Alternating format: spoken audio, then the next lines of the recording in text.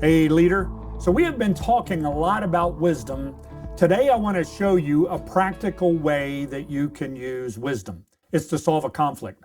All leaders have problems, and a lot of those problems deal with people, and people have conflicts with each other. We're called to mediate those, maybe come between a couple problems to bring people together to solve it. Or maybe they have a problem with the church or my leadership, all kinds of different problems. So I want us to look today at the man who is called the wisest person who ever lived, and that is Solomon. He's very famous for one particular conflict, one particular situation that seemed intractable, seemed like it didn't have any answers. So we won't have this same problem, at least I hope you don't. But there are principles that we're going to draw out of there that you can apply to any situation. So you may remember the situation. It's over in 1 Kings chapter 3. There were two women. Both of those women had a baby. And then during the night, one of the women rolled over on their own baby and the baby died. So in the morning, each of those women said the living child was theirs. Woman A says, my baby is a living one, hers is the one that passed. Woman B says, no, mine is the living one, hers is the one that passed. So they came to Solomon with this predicament and they shared it with him. So what Solomon did was very interesting. He asked his attendant to bring a sword. So he said to cut the baby in half so each woman could have half of them. Now, though in our culture today, this sounds kind of crazy, but that is how he approached it. So after he said that, one woman says, that sounds like a good solution, let's do it. The other woman says, no, please don't do that. I would rather you give the baby to the other woman than for the baby to be cut in half. And Solomon recognized in that situation that the woman who did not want the baby hurt was the real mother. Genius. Brilliant way of handling that situation. So hopefully, and I've never heard of a pastor or any leader nowadays having that same kind of situation, but I want us to pull out a few principles here that you can apply to any conflict situation. Principle number one is to lean towards a creative future. To look towards the future, not to the past. Wisdom discovers and uncovers the underlying emotional processes and provides a framework for progress. It doesn't just come up with a solution. It understands the dynamics of what's really happening and then comes up with a solution. So here's how Solomon did that. So he came up with a creative future, came up with a creative later by doing a few things. Number one, he did not try to recreate the situation. Notice Solomon did not launch into, she said this, she said that. He didn't go back to where the women were living and didn't have them reconstruct the beds and show where they were lying and where the babies were. He didn't do any of that. Often in church work, we try to figure out everything that happened before, and we try to bring that to the point where both parties agree on exactly what happened. If you've ever been in that situation, you know when people are in conflict, they will never agree exactly on what happened. They'll say things like, well, you said this.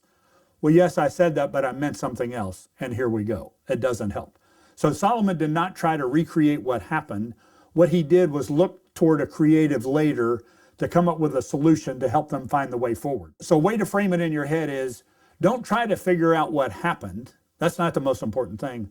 What you want to do is try to figure out the way ahead and how all of us can work together in unity for a lot better future than we had in the past.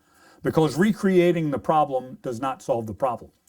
Another thing Solomon did not do, he did not call for experts.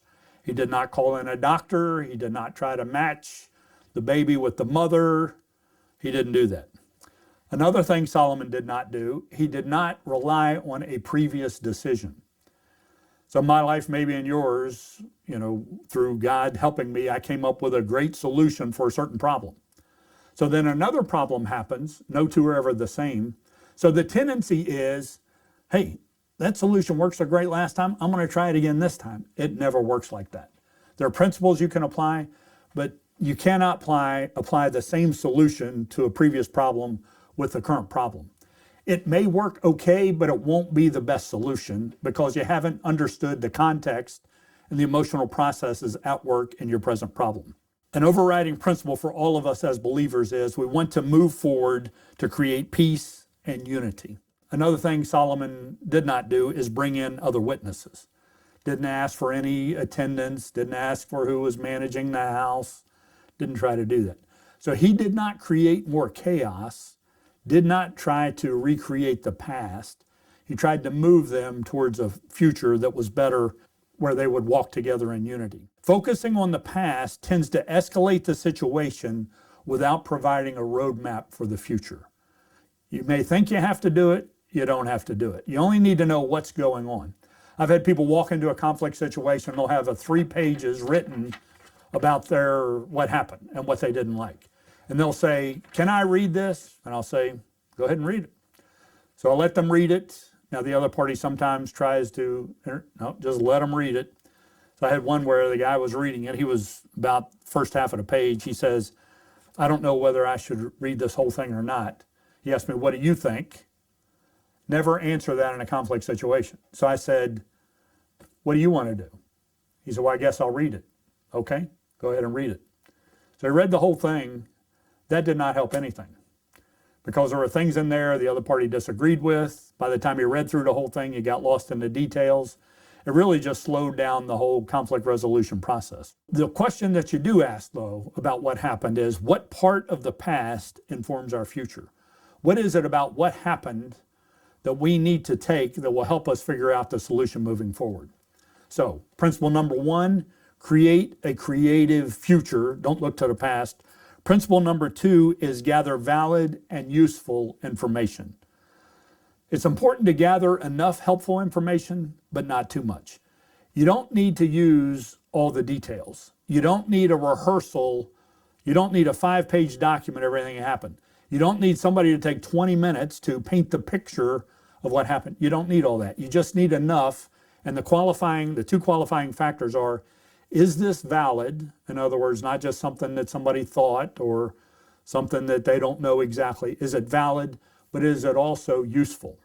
There's a lot of information that isn't helpful, right? And it's not going to be real. Either people are wondering or they made it up. So principle number 2, gather enough useful and valid information. Principle number 3, summarize the situation to the satisfaction of the people involved. So when one side shares their story, the other side shares their story, it is important as a wise leader, as a mediator in that conflict, to summarize what happened. And you'll see that with Solomon. He said both women had a baby. One woman said the living one was hers, and the other woman said the living one was hers. Didn't take long, took about a verse or 2, but he did describe it and summarize it, and that's really all that you need to do about the past. So that's principle number 3, summarize it to their satisfaction. Principle number 4, frame the process to move forward rather than trying to force behavior. You see, Solomon did not try to get the women to do anything. He created a format that they then acted into, and that acting into revealed the solution to the conflict. That's the best way to do it. That's the best way to set it up. So here's some indicators that you're trying to force behavior. You'll say things like, or the people will say things like, "Well, they have to." No, they don't. Nobody really has to do anything. Or, "If so-and-so would only," that's not a good way to go, because you're depending on the solution to the conflict. That's depending on what somebody else is doing or saying, and that won't work well either. Or guilt-inducing pleas. "Please, if you would just do this." That pumps a lot of emotion into the situation and rarely gets you to a good solution. So we don't want to try to force behavior. We want to set up a situation that they can then behave into. Now, very often, that situation where they behave into is, once we leave this room, is everybody going to walk together in unity?